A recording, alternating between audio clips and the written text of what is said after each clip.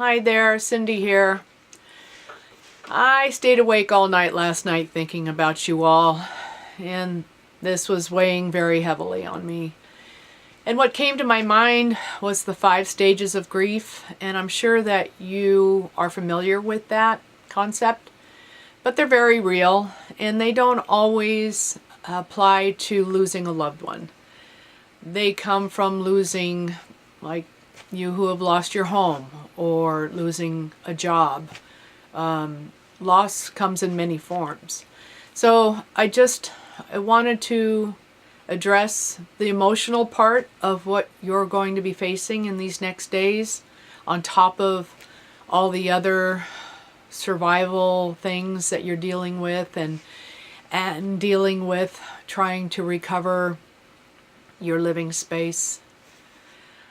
So the 5 stages of grief are denial, anger, bargaining, depression, and acceptance, and not necessarily in that order, but I think the one I really want to address with you is depression, because even though you feel sad in the beginning, that could still be part of the shock and denial that you were probably in.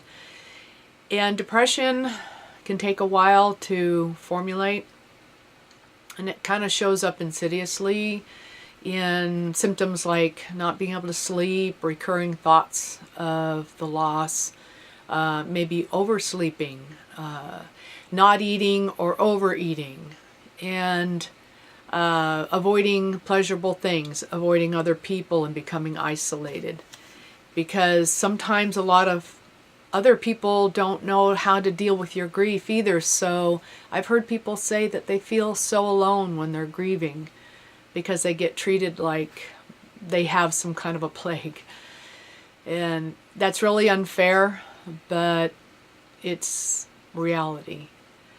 So I encourage you to keep a journal and write down some of your feelings and insights, even if they don't make sense. Just free write.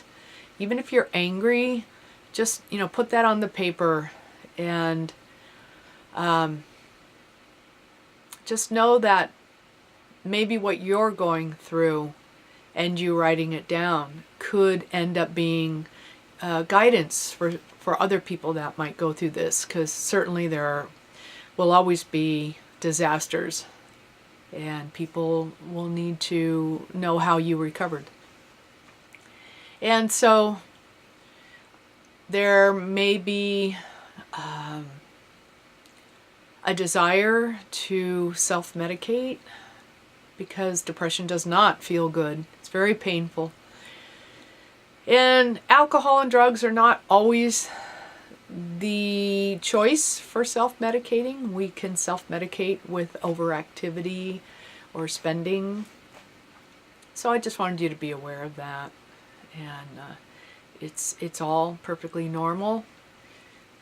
And there is no timeline.